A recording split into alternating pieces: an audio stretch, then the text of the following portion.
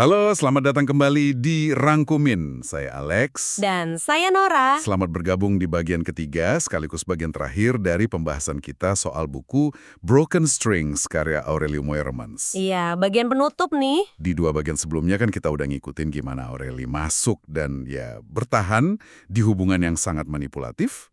Puncaknya itu disamarkan sebagai pernikahan suci. Dan kita tinggalin dia di situasi yang kayaknya buntu banget. Benar, rasanya udah nggak ada jalan keluar. Nah, di bagian terakhir ini kita mau fokus ke titik baliknya.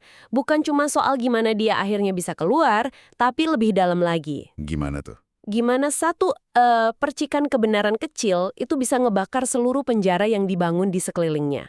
Terus pertarungan setelahnya, dan yang paling penting, apa sih arti bebas yang sesungguhnya? Tepat. Oke, kita langsung aja masuk ke bab 17.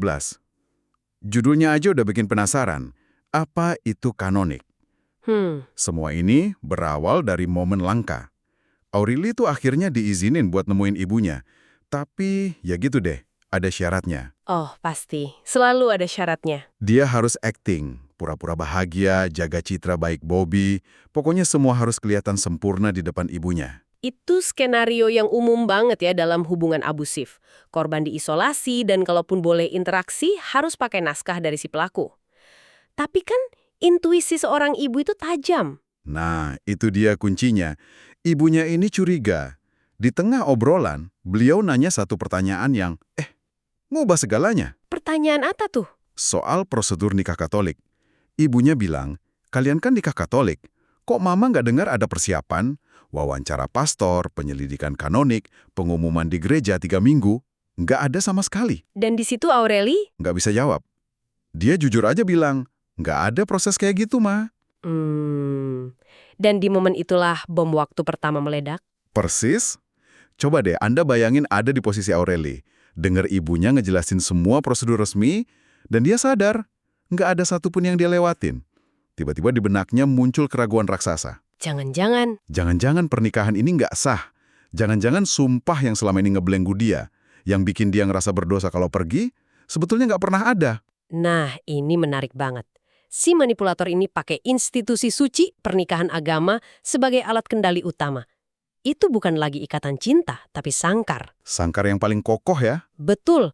Dan penemuan bahwa kunci dari sangkar itu mungkin palsu, itu jadi harapan pertama yang nyata buat Aureli.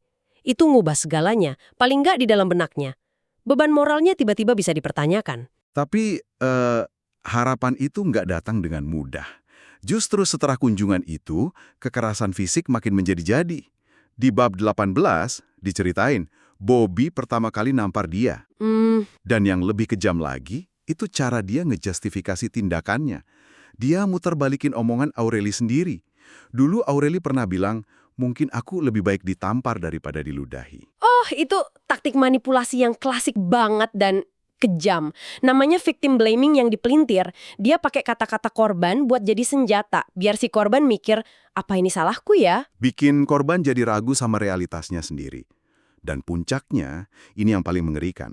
Ada di bab 19, Bobby nginjak wajah Aureli, terus ngambil Alkitab. Ya Tuhan. Dan mukul kepala Aureli, pakai Alkitab itu sambil bilang, kalau aku memukulmu dengan Alkitab, maka rasa sakitmu itu urusan Tuhan. Itu bukan lagi kekerasan fisik.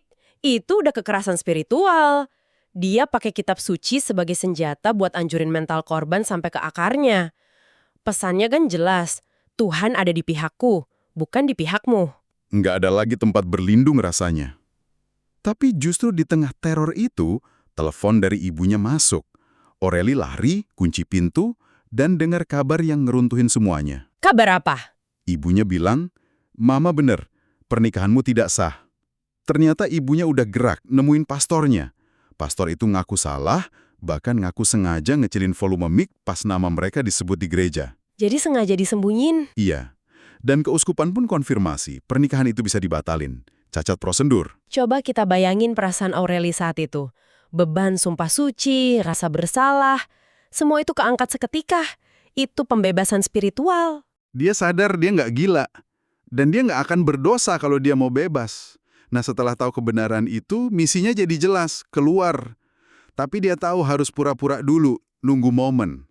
Dan fase ini Di bab 20, bahaya banget. Iya, ini fase paling berbahaya dalam hubungan abusif. Saat pelaku ngerasa kehilangan kendali, kekerasannya bisa meningkat drastis. Itu kejadian di mobil di jalan tol. Bobby mungkin ngerasa Aurelia berubah, ngancam mau nabrakin mobil, mau bunuh mereka berdua. Dia teriak, lebih baik kita mati sekarang. Kita suami istri sampai maut memisahkan. Ancaman murder-suicide ya, itu bentuk kontrol pamungkas. Kalau aku nggak bisa milikin kamu, nggak ada yang boleh. Gila. Aurelia terpaksa pura-pura lagi, bersumpah bakal setia, cuma biar selamat. Tapi justru setelah selamat dari teror itu, kekuatannya muncul. Di bab 21 di lokasi syuting, dia mulai berani ngelawan. Apa yang beda kali ini? Ada saksi. Teman-temannya ada di sana. Jadi dia nggak nutupin lagi lebam di lengannya. Bobby datang, coba ngintimidasi kayak biasa, tapi kali ini Aurelia ngancam. Ngancem apa? Aku bakal kirim pesan ke ibumu cerita soal lebam ini. Bobby nantang, silahkan, dia nggak bakal percaya. Dia pikir itu cuma gertakan. Tapi Aureli beneran ngirim. Dia beneran tekan tombol kirim, hening sebentar. Beberapa detik kemudian, telepon Bobby bunyi, ibunya. Wow. Dan dari jauh, Aurelia bisa dengar ibunya teriak-teriak marah. Dan Bobby, dia nggak ngelawan. Cuma nunduk, jalan ke mobil, dan pergi. Gitu aja. Nah, di situ topengnya jatuh. Terungkap siapa yang sebetulnya dia takuti. Bukan hukum, bukan Tuhan, tapi ibunya. Benar. Citra monster yang dia bangun itu runtuh seketika. Ternyata dia cuma anak laki-laki yang takut dimarahi ibunya. Di momen itu, kekuasaannya atas Aurelia hancur. Lega banget rasanya pas baca bagian itu. Kayak akhir film ya. Tapi ternyata, kabur dari pelaku itu baru babak pertama. Pertarungan sesungguhnya justru baru mulai. Pertarungan setelah pertarungan. Ini yang sering dilupain orang. Betul. Di bab 22, dia coba cari keadilan lewat hukum. Dia punya bukti kan, foto-foto telanjang paksaan itu. Tapi pengacaranya malah bilang, wah, ini bisa jadi bumerang. Kamu yang ngirim, kamu bisa kena tuduhan penyebaran pornografi. Itu tragisnya sistem hukum kita kadang-kadang. Gagal memahami konteks paksaan dan kontrol. Bukti buat pelaku malah bisa ngejebak korban. Dan gelombang kekerasan kedua datang dari publik. Dia coba cerita sedikit di Facebook buat jaga-jaga. Malah dipelintir media. Judulnya sensasional. Sementara itu, Bobby malah keliling acara TV. Jadi korban. Jadi korban dan dapat simpati publik. Aurelia malah dihakimi. Korban kok masih bisa senyum? Atau katanya trauma kok masih bisa syuting? Ini nunjukin gimana masyarakat punya standar nggak tertulis soal gimana korban seharusnya bersikap. Harus kelihatan hancur terus, padahal senyum itu bisa jadi cara bertahan hidup. Publik tanpa sadar ngelanjutin kekerasan psikologisnya. Pengadilan oleh massa. Tapi, bertahun-tahun kemudian, keadilan itu datang. Dari mana? Dari buku ini sendiri. Setelah buku ini terbit, Bobby muncul lagi di medsos. Ngancem, fitnah. Dan tanpa sadar, dia malah jadi bukti hidup bahwa semua yang ditulis Aurelia itu benar. Persis. Ini kan ironi banget ya. Perilakunya di depan publik persis sama kayak yang digambarin di buku. Dan yang paling absurd, dari semua hal mengerikan di buku, dia paling marah soal detail kecil, soal Aurelia nggak suka mentimun. Itu validasi publik yang nggak pernah dia dapat di pengadilan. Pelaku ngebuka kedoknya sendiri. Ini nunjukin kekuatan dari ngambil alih narasimu sendiri. Dan itu ngebawa kita ke inti buku ini. Apa arti kebebasan sejati?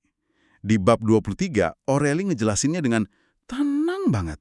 Kebebasan itu bukan kayak adegan film yang megah. Tapi lebih simpel ya. Lebih simpel, kayak bangun pagi dan sadar nggak ada yang ngawasin, kayak hening di rumah yang nggak lagi nakutin, tapi nenangin. Proses penyembuhannya juga digambarin dengan jujur. Dia cerita gimana dia ngetik cara mencintai diri sendiri di YouTube, terus coba bilang, aku mencintaimu di depan cermin, malah ketawa sendiri karena canggung. Penting banget loh itu. Nyembuhin diri itu emang seringnya canggung dan aneh, tapi nyata.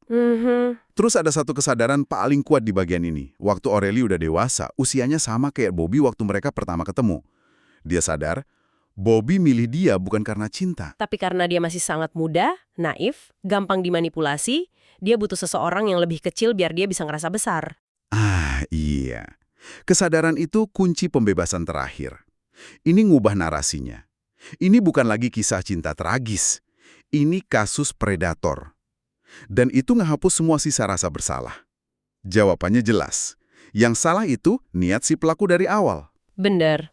Buku ini ditutup dengan surat untuk diriku yang lebih muda dan dedikasi buat para penyintas lain. Pada akhirnya, Dia nggak cuma ngebebasin dirinya sendiri.